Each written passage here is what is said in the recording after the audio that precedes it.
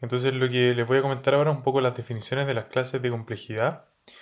La idea es medir la clase de complejidad según cuánto se demora finalmente la máquina M en trabajar.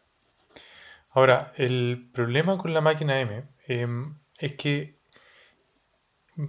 necesito tener una medición de los inputs que me entregue algo asintótico y que sea general para todos los inputs.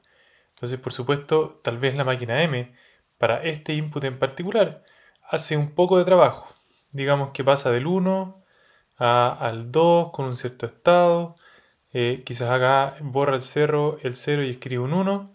Y quizás cambia de estado, ¿cierto? Pasa al estado Q1 y inmediatamente se detiene. Entonces, cada uno de estos pasos donde la flecha se movió hacia alguna parte, también se podría haber movido a la izquierda, nosotros vamos a decir que cada una de esas cosas es un paso. Entonces, cuando la flecha se mueve para un lado o para el otro, eso es un paso. Entonces, si ahora yo cuento en el fondo esta palabra y digo, bueno, ¿cuántos pasos se demora la máquina M con el input 1, 0, 1, 1, 1, 0? ¿Cuántos pasos se demora esta máquina? Eh, yo moví la flecha de aquí hacia acá, de aquí hacia acá y aquí terminé. Por lo tanto, esos son dos pasos. Entonces, la idea es cuantificar si este input tiene tamaño 1, 2, 3, 4, 5, 6. Si este input tiene tamaño 6, lo que yo quiero intentar de hacer es cuantificar cuánto se demora. Entonces, la pregunta es cuánto se demora la máquina M en ver todos los strings de tamaño C. Entonces, va desde ese a este.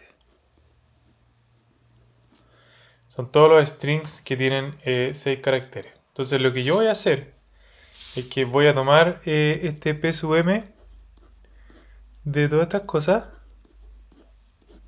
y voy a computar el max. Entonces lo que a mí me interesa es el tiempo en el peor de los casos de todos los posibles inputs de un cierto tamaño, cuánto se puede demorar. Y a eso yo le voy a llamar T sub M de n. ¿Ya? En este caso, perdón, no es de n, sino que esto es de 6. Entonces esto me genera una función. Yo puedo graficar esta cuestión. En donde hacia allá tengo n. Entonces todos los inputs de tamaño 1, de tamaño 0, de tamaño 1, de tamaño 2, de tamaño 3, de tamaño 4, 5, 6, etcétera, etcétera. Y donde acá tengo cuánto se demora la máquina. T sub m de n. Entonces esto es una función finalmente. Tal vez en el peor de los casos con los inputs de tamaño 1 la máquina se va a demorar, digamos, 2 pasos. Tal vez en el peor de los casos con los inputs de tamaño 2 la máquina se demora 3 pasos. Y así sucesivamente. Y lo que a mí me va a interesar finalmente no es con los inputs al principio, sino que me interesa el comportamiento final. ¿Ya? Entonces, si T sub m de n, por ejemplo, se parece a algo así como n cuadrado, entonces yo sé que más o menos la máquina toma n cuadrado pasos para input de tamaño n. Ahora, por supuesto que estas cosas no son tan exactas porque las máquinas podrían hacer una serie de cosas. Entonces podría no ser n cuadrado, sino que a lo mejor es n cuadrado más 2n más 4.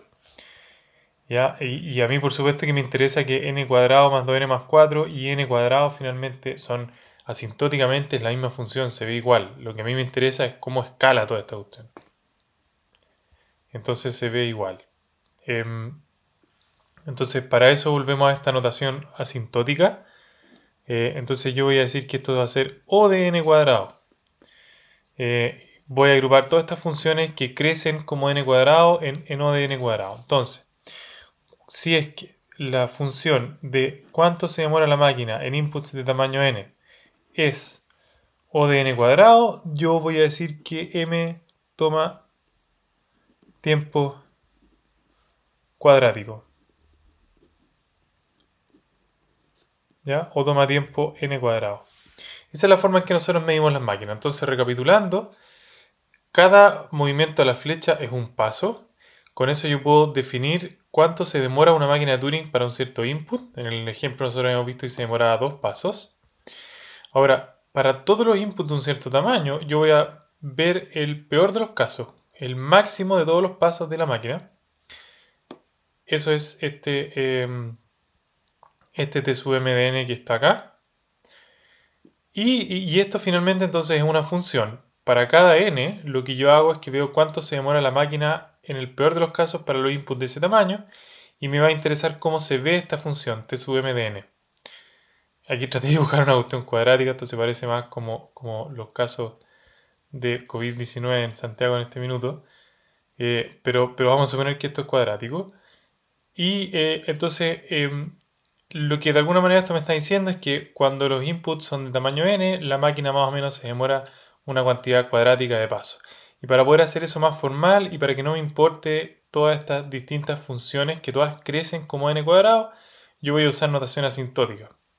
Entonces, cuando el tiempo que toma la máquina en procesar inputs de tamaño n se ve asintóticamente como n cuadrado, entonces yo voy a decir que la máquina toma tiempo cuadrático.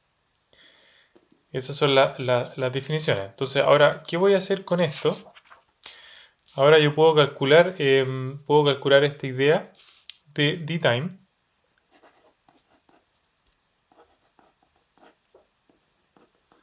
Entonces, dtime de n a la k son todos los lenguajes L. Ahí dice lenguaje, aunque no lo crean. No es tan fácil escribir en vivo. Son todos los lenguajes L, tal que una máquina existe, máquina M, que acepta a L, que siempre se detiene. Esto es importante, lo vamos a entender más en la próxima clase.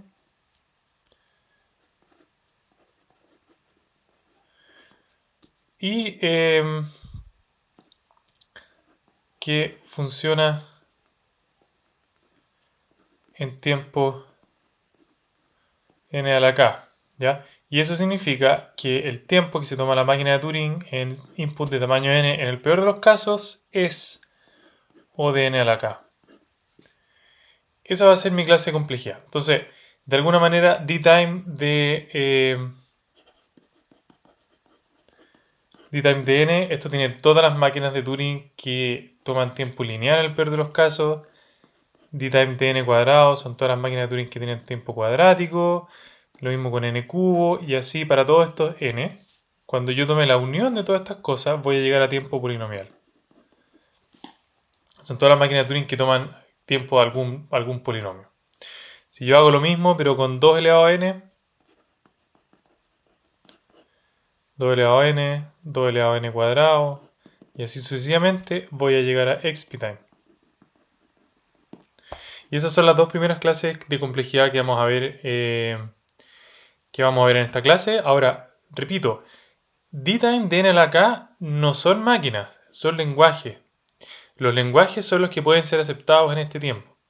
Entonces, si yo tengo un lenguaje para el cual existe una máquina que satisface todas estas cosas, que acepta L, que siempre se detiene y que funciona en tiempo en el acá, yo voy a decir que este lenguaje pertenece a dtime de en el acá. Entonces, dicho de otra forma, si yo hiciera como este diagrama de Venn, ¿cierto? Y acá están todos los posibles lenguajes.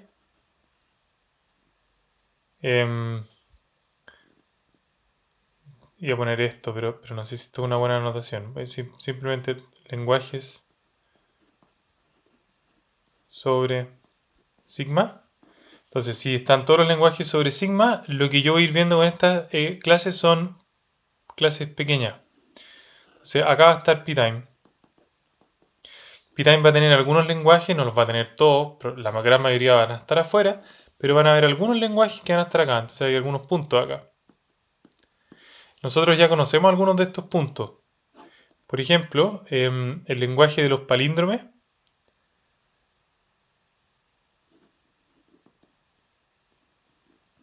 El lenguaje de las palabras de largo par. y etcétera, etcétera. En general, todas las cosas que yo puedo hacer con una pasada, porque eso toma tiempo polinomial. Todos esos lenguajes están acá dentro de P-Time. Mucho más grande es la clase de todos los lenguajes que toman tiempo exponencial. Vamos a estar discutiendo más sobre esta clase en los próximos videos. Pero hay que ir entendiendo como conjuntos de lenguaje. Eso es lo que nos va a interesar a nosotros.